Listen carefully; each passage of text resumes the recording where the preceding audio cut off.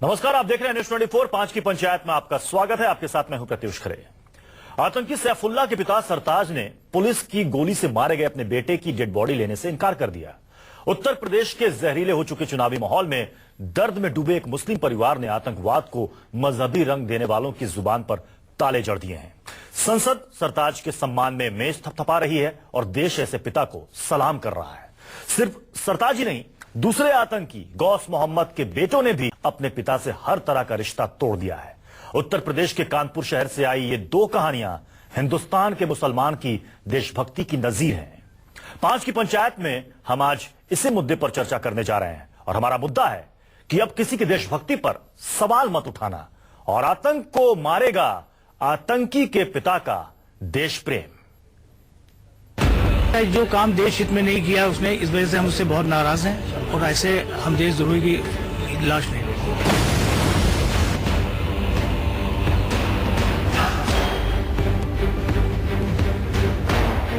अगर वो दोषी हैं तो हम उनके खिलाफ हैं। इन्वेस्टिगेशन पूरी हो जाने के बाद अगर ये पता चलता है कि वो इसमें गतिविधियों में लिप्त हैं तो ऐसा पता नहीं।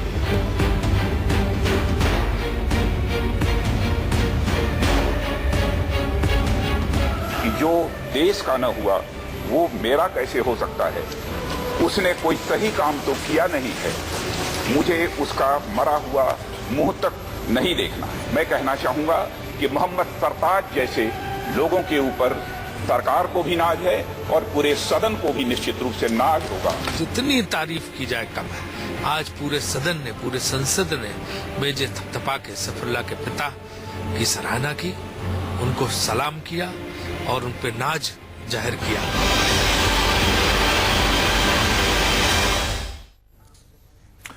तो इसी पर हम चर्चा करेंगे। हमारे साथ मेहमानों का पैनल जुड़ चुका है, उनसे आपका तारुफ करा दूं। हमारे साथ हैं मौलाना मोहम्मद साजिद रशीदी जी, प्रेसिडेंट है ऑल इंडिया इमाम एसोसिएशन के। हमारे साथ है मौलाना मकसूदुल हसन कासमी साहब, चेयरमैन है ऑल इंडिया इमाम काउंसिल के। और हमारे साथ जुड़े हैं मुफ्ती शमूमैन कासमी साहब, जो कि इस्लामिक स्कॉलर है। और थोड़ी देर में हमारे साथ जुड़ेंगे मौलाना सैयद अतर हुसैन देलवी जी, जो कि चेयरमैन है अंजुमन मिनहाज रसूल के। मौलाना मोहम्मद साजिद रशीदी जी, जो बयान आपने देखा सरताज का हो या फिर गौस मोहम्मद के बेटों का, जो ये कह रहे हैं, दोनों ही बयानों को देखिए कि इनसे हमारा कोई रिश्ता नहीं, जो देश के खिलाफ है वो हमारा कैसे हो सकता है। सवाल यह कि ये जो मैसेज है आतंक को खत्म करेगा, आतंकी के पिता, या कहें कि आतंकी के बेटों का ये संदेश पूरे देश को? नहीं, देखिए, ये सिर्फ आतंक को ही नहीं बल्कि आतंकी उस सोच को भी खत्म करेगा जो कुछ फिरका परस्त लोगों में बैठी हुई है मुसलमान के बारे में कि मुसलमान आतंकवादी होता है। मैं बड़ी साफ गोई के साथ कहना चाहता हूं, बहुत पहले हिंदुस्तान का हर मुसलमान आतंकवाद के खिलाफ खड़ा हो चुका है। हमारे जितने बड़े इदारे हैं, बड़ी तंजीमें हैं, सबने उसके खिलाफ फतवे दे दिए हैं। खास तौर से बगदादी के खिलाफ दे दिए हैं, ISI के खिलाफ दे दिए हैं कि भाई हमारा इन लोगों से दहशतगर्दी से कोई ताल्लुक नहीं है और इस्लाम का इससे कोई ताल्लुक नहीं है। ये मुसलमान भी नहीं है, यहूदी है, वो सारी बातें हो चुकी हैं। मैं सिर्फ कहना यह चाहता हूं कि आज जैसे राजनाथ सिंह जी ने मोहम्मद सरताज का बयान किया है पार्लियामेंट में, ये हर मुसलमान के लिए फख्र की बात है, गौरव की बात है। लेकिन साथ साथ मैं राजनाथ जी से यह भी कहना चाहूंगा कि आप अपने जितने भी आपकी झैली तंजीमें हैं, चाहे वो RSS हो, बजरंग दल हो, विश्व हिंदू परिषद हो, या आपके जितने भी लोग हैं, उन लोगों की मानसिकता को चेंज करने के बारे में भी सोचिए। चूंकि आपने तो पार्लियामेंट में इतना बड़ा बयान दे दिया कि सारी दुनिया उसको देख रही है और इसको कोई कंडम भी नहीं कर सकता। ये इतना बड़ा बयान है। जिस बाप ने अपने बेटे की लाश को लेने से इनकार कर दिया, जिस बेटे ने अपने बाप को ये कहकर इनकार कर दिया कि मुझे ऐसे बाप से मेरा कोई लेना देना नहीं, ये इतना बड़ा बयान है कि कोई भी आदमी इसको कोई नकार नहीं सकता, इसको कोई नकार नहीं सकता। और ये इसलिए है कि मुसलमान के अंदर देशभक्ति, हमारे दीन ने, हमारे मजहब ने, हमारे इस्लाम ने हमारे अंदर देशभक्ति रखती है। अल्लाह के रसूल ने कहा है कि जो आंख मुल्क की हिफाजत के लिए जागे उस पर दोज़ख की आंच भी हराम है। ये बहुत बड़ा काम है और जो इस्लाम को मानता है, इस्लाम को समझता है, यही चीज मैं समझना चाहूंगा मौलाना मकसूदुल हसन कासमी साहब आपसे, कि जो देशभक्ति की बात यहां पर होती है उसको मजहबी चश्मे से क्यों देखा जाता है? देखिए, देशभक्ति, वतन से मोहब्बत, इस्लाम में है। रसूल खुदा सल्लल्लाहु अलैहि वसल्लम मक्का छोड़ के जब मदीने जा रहे थे तो आपकी आंखों से आंसू निकल रहा था। वो कह रहे थे ये मक्का, ये काबा, अगर यहाँ के लोगों ने मुझे मजबूर न किया होता छोड़ने पर तो मैं यहाँ से कभी नहीं जाता। मेरे प्यारे रसूल ने अपने वतन से मोहब्बत की है, उसी सुन्नत में हम अपने वतन से मोहब्बत करते हैं। और एक बात और है, इस्लाम में उसूल है, जो अपने घर की हिफाजत करते हुए मारा जाए वो शहीद है। मन कुतिला दूना माली वो शहीद, ये दोनों आलिम बताएंगे। मेरा घर भारत में है, मैं भारत की हिफाजत करते हुए मारा जाऊं तो मैं शहीद हूंगा।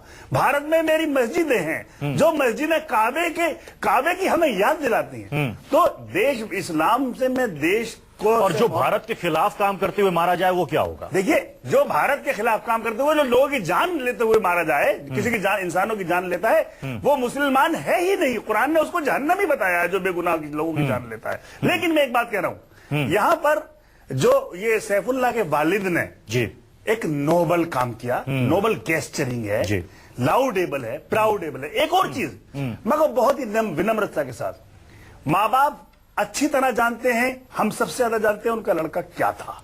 वो खुद कह रहे हैं 2 महीने से ज्यादा से वो गायब था, उसे डांट के घर से निकाल दिया था। नो 2 महीने से ज्यादा से वो गया हुआ। अगर वो पहले से जिंदा रहने पर पुलिस को बता देते तो हो सकता है वो जिंदा पकड़ लिया जाता और जो देश को और पब्लिक जो प्रॉपर्टी को नुकसान हुआ है वो बचाया जा सकता था। और अगर इसके लिंक्स दूर हैं, लेकिन वो कह रहे हैं कि वो संपर्क में नहीं था। वो कहां है उन्हें मालूम तक नहीं था कि उनका बेटा है कहां। 2 महीनों से। जी, बात तो ये है ना, जब सस्पिशियस मामला है तो पेरेंट्स को बताना चाहिए था। जैसा कि मुंबई के लोगों ने, अहमदाबाद के लोगों ने अपने बच्चों की जब गलत हरकतें कुछ हरकतें देखी सस्पिशियस, तो ISIS से लिंक की बात सामने आ रही थी। ये पॉइंट्स है, इस पॉइंट्स को भी रेस्ट शमूम कासमी जी, सरताज ने एक और बात कही है कि मेरा बेटा स्मार्टफोन और जो सोशल साइट्स है इनकी वजह से ये गलत चक्कर में और बुरी सोबत में पड़ गया था। जो बात यहां पर कासमी साहब ने भी कही कि उनके पेरेंट्स को, वालिद को यह चाहिए था कि इसकी इत्तला वो पहले से पुलिस को देते तो शायद उनका बेटा आज इस रास्ते पर नहीं जाता। तो क्या ये बड़ी जिम्मेदारी पेरेंट्स की भी है, अभिभावकों की भी है कि वो अपने बच्चों पर नजर रखें कि वो बुरी सोबत में तो नहीं है? नहीं, इस वक्त एक बात ये सामने आई है कि हमें और तमाम पेरेंट्स को अपने बच्चों पे नजर रखनी चाहिए और इस पे सरकार को भी गंभीर होना चाहिए। जो ये साइबर क्राइम है इस पे हमारी ज्यादा नजर रहनी चाहिए।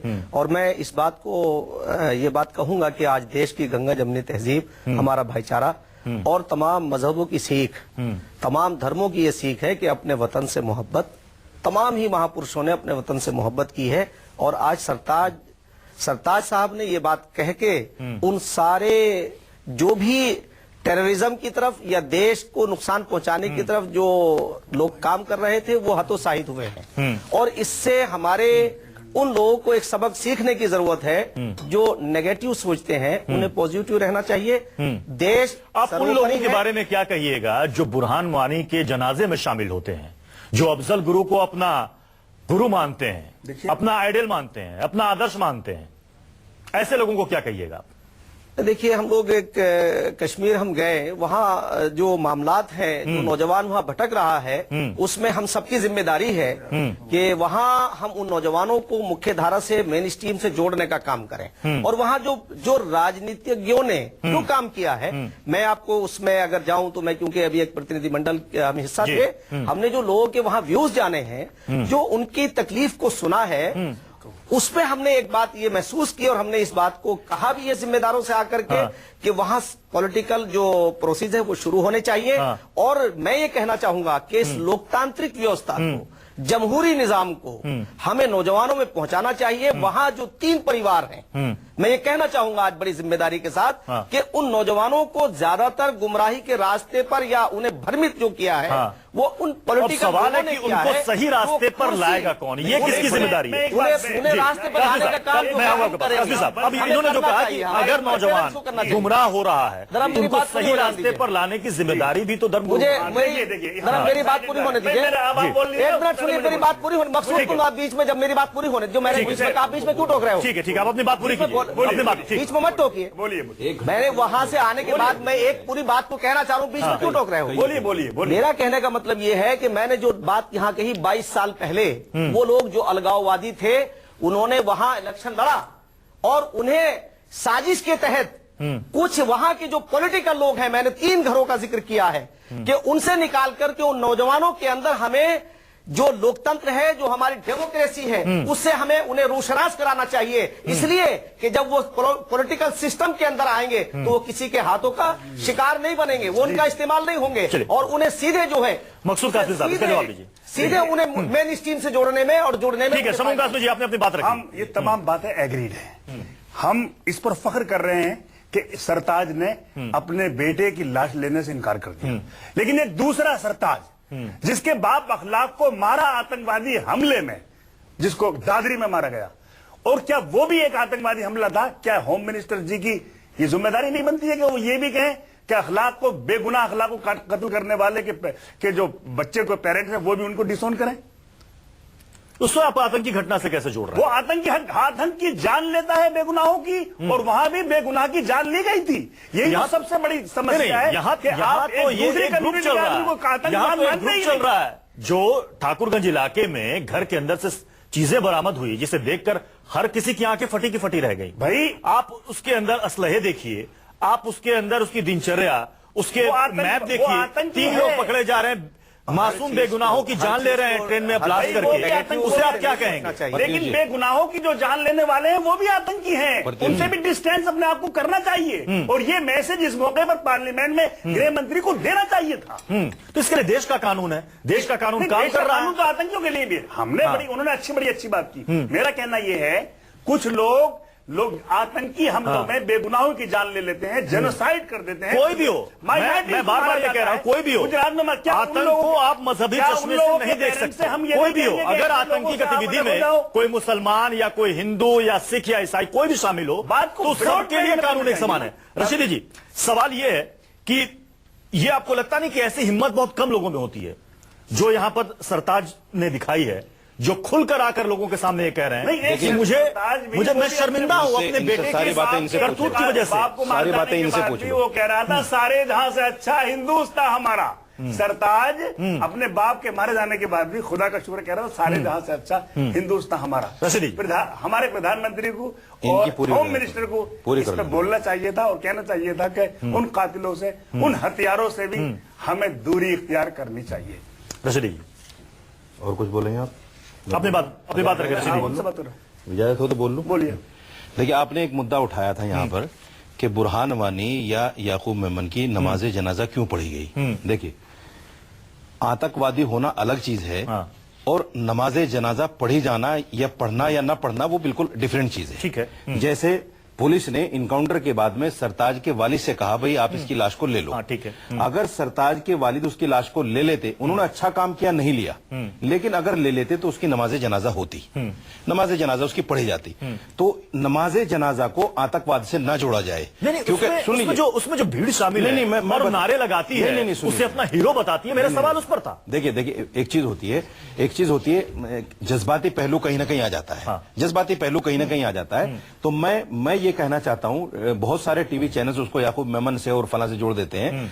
बुरहान वानी या याकूब मेमन की नमाज जनाजा जो हुई है, तो वो कोई हिंदुस्तान के खिलाफ कोई काम नहीं हुआ या धर्म के खिलाफ कोई काम नहीं हुआ। वहां पर हिंदुस्तान के खिलाफ नारे लगे, कहां लगे? याकूब मेमन के जनाजे में कहां लगे? मैं बुरहान वानी की बात कर रहा हूं। बुरहान वानी के जनाजे में भी हिंदुस्तान के खिलाफ नारे। कुछ तत्व ऐसे होते हैं, आपने देखा वो जेएनयू को मैटर हुआ, उसमें कैसे नारे लगे, किसने लगाए, सब लोग जानते हैं। कुछ लोग ऐसे भीड़ में घुस जाते हैं जो जानबूझकर इस तरह की हरकतें करते हैं जो नहीं करना चाहिए। उसमें मुसलमान को शामिल करना और नमाज जनाजा को उसके साथ जोड़ना, मैं समझता हूं ये मीडिया को जेब नहीं और किसी को नहीं जोड़ना। सवाल है कि जो सरताज का और अब्दुल कादिर का भी मैं जिक्र करना चाहूंगा, मोहम्मद गौस के बेटे हैं, इन दोनों का बयान आपको लगता नहीं कि ये एक बहुत बड़ा मैसेज है पूरे मुल्क के लिए, पूरे मुल्क के लिए, कि आतंकवाद के खिलाफ सबकी लड़ाई है, ये सिर्फ हिंदू और मुसलमान की लड़ाई नहीं है, ये हर किसी की लड़ाई है। और ये हिम्मत हर किसी में होनी चाहिए, एक बाप में भी और बेटे में भी, कि अगर उसके परिवार का अपना सगा पिता, बेटा, भाई, बहन कोई भी शामिल हो तो उसके खिलाफ खड़े हो। देश पहले, औलाद बाद में। मैंने पहले ही जवाब में ये कहा था कि ये बहुत बड़ा कदम है और बहुत बड़ा मैसेज है, खास तौर से उन फिरका परस्त ताकतों के लिए जो मुसलमानों को गद्दार कहते हैं, मुसलमानों को जो है देशद्रोही कहते हैं। एक चीज और कहना चाहूंगा आपके चैनल के माध्यम से, मैं तमाम उन वालिदैन को, तमाम उन बच्चों को जो साइबर सोशल मीडिया से जुड़े रहते हैं, फेसबुक से और ट्विटर से या किसी भी चीज से, मैं साफ तौर से कहना चाहूंगा कि माँ बाप को अपने बच्चों पर खास तौर से नजर रखनी चाहिए। जैसे हम उनके रिजल्ट जानने की कोशिश करते हैं कि बेटा एग्जाम हुए हैं, आपके रिजल्ट कैसे हुए हैं, आपने होमवर्क किया है कि नहीं किया है। हमें यह भी जांचना चाहिए कि जब बच्चा होमवर्क करके फ्री हो जाता है और वो फोन लेके घर में बैठ जाता है, लैपटॉप लेके बैठ जाता है, वो क्या देख रहा है नेट के ऊपर, वो किस चीज कौन सी साइट खोले। हमारे साथ एक और मेहमान जुड़ गए हैं, मोहम्मद हुसैन दहलवी साहब, चेयरमैन हैं अंजुमन मिनहाज रसूल के। दहलवी साहब, आप कुछ देर से जुड़े हैं इस चर्चा में। हम इसी पर बात कर रहे हैं, सरताज के बयान पर, अब्दुल कादिर के बयान पर। अब्दुल कादिर जो कि मोहम्मद गौस का बेटा, वो कह रहा है कि अगर मेरा पिता देशद्रोही है तो मेरा उससे कोई नाता नहीं। सरताज का बयान देखा, पूरा देश इन दोनों को सलाम कर रहा है। सवाल यहां पर यह भी खड़ा हो रहा है कि कुछ लोग ये कहते हैं कि साहब, जैसा कि इन्होंने कासमी साहब ने कहा कि आप जाकर देखिए, उनको मेन स्ट्रीम में लाना जरूरी है। कुछ लोग ये कहते हैं कि मुसलमानों के विकास के लिए, डेवलपमेंट के लिए कुछ नहीं किया गया, जो गरीब तबके के लोग हैं, जिनको अवसर नहीं मिल रहे हैं, वो इसमें शामिल हो रहे हैं। लेकिन आप अगर इतिहास उठाकर देख लीजिए पिछले 10-15 सालों का, सिर्फ हिंदुस्तान ही नहीं, पाकिस्तान, बांग्लादेश और बाकी जगहों पर पढ़े लिखे युवा, एजुकेटेड युवा, इसमें से कोई इंजीनियर है, कोई सॉफ्टवेयर से टेक्निकल स्किल से जुड़ा हुआ है, वो सब इसमें शामिल हो रहे हैं। तो इन्हें रोकने की जिम्मेदारी किसकी है? अगर वो ब्रेन वॉश कर रहे हैं आतंकी संगठन, तो इन युवाओं को भटकने से रोकेगा कौन? देखिए, ये तो सच्चाई की बात है कि दुनिया में किसी भी तहरीक या किसी मूवमेंट के पीछे एक नजरिया होता है ना, उससे कोई इनकार नहीं कर सकता है। हमारे सामने खालिस्तान मूवमेंट सामने है। हम यहाँ चर्चा कर रहे हैं उस वालिद की और उस बेटे की जिसने पूरी वही उसी हिम्मत से वही बात कही जो भारत का हर मुसलमान कहता है कि हम आतंकवाद के साथ किसी सूरत में खड़ा नहीं होना चाहते।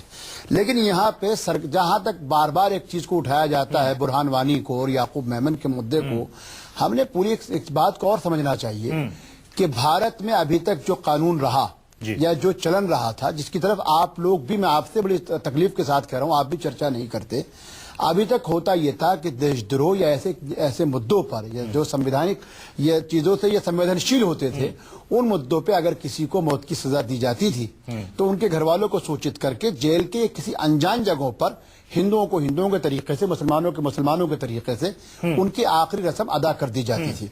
भारत में जैसे हमारे सामने अफजल गुरु, कसाब या इसके अलावा इंदिरा जी के कातिलों की सारी मिसालें हमारे सामने हैं, लेकिन याकूब मेमन और बुरहान वानी के जनाजा देके इस सरकार ने क्या सिद्ध करना चाहा? ये सरकार की एक बहुत बड़ी जवाब। जाहिर बात है, जब आप किसी को अंतिम यात्रा के लिए भेजेंगे तो लोग तो जमा होंगे। लेकिन मैं अब आपसे एक आगे का सवाल करता हूं, आपने हमको 4 को यहां बिठाया, इसी मुल्क में याकूब मेमन को फांसी हमें कोई एतराज नहीं था, बुरहान वानी को करा, हमारे नजदीक आतंकवादी था। इसी मुल्क में वो व्यक्ति जिनके ऊपर 80-80 लोगों को मारे जाने का इल्जाम है, जिनको मौत की सजा मिल चुकी, सुप्रीम कोर्ट और राष्ट्रपति जिनकी सजा को जो है वो रद्द कर चुके, जब भुल्लर और रजवाना बजाय फांसी के तख्ते होने के पंजाब के अंदर जाके घर में लस्सी और दूध पी रहे हैं, तो आप मुझको बताइए कौन सा देशभक्त सामने आगे कहता है कि इनको तो फांसी पे होना चाहिए था? इसलिए हमारा कहना, इसके लिए देश की न्यायपालिका है। नहीं, न्यायपालिका नहीं, बिल्कुल नहीं, न्यायपालिका नहीं, न्यायपालिका अपना काम कर चुकी है, यकीन करना पड़ेगा, न्यायपालिका में पूरा सम्मान। नहीं, तो आप ये कहना चाह रहे हैं कि उनके वो ऐसा कर रहे हैं, आप ट्विस्ट कर रहे हैं, दोहरा नजरिया है। हमारा कहना यह है कि अगर हम याकूब मेमन की फांसी पे सुप्रीम कोर्ट के साथ खड़े हैं तो वही सुप्रीम कोर्ट, वही राष्ट्रपति भवन जिन लोगों की सजा को कानून की नजर में सभी समान है। हमारा सिर्फ पंजाब के चुनाव जीतने के लिए आप हमें ये नहीं चलेगा, देखने की जरूरत नहीं है, क्योंकि अगर इस देश के अंदर सैफुल्लाह जैसे लोग हैं, इस देश के अंदर मोहम्मद गौस जैसे लोग हैं, तो इसी देश के अंदर सरताज भी हैं और इसी देश के अंदर अब्दुल कादिर भी हैं, और यही इस मुल्क की ताकत और पहचान भी है। चलिए, बहुत बहुत शुक्रिया हमारे साथ इस चर्चा में शरीक होने के लिए। एक छोटा सा ब्रेक, आप देखते रहिए।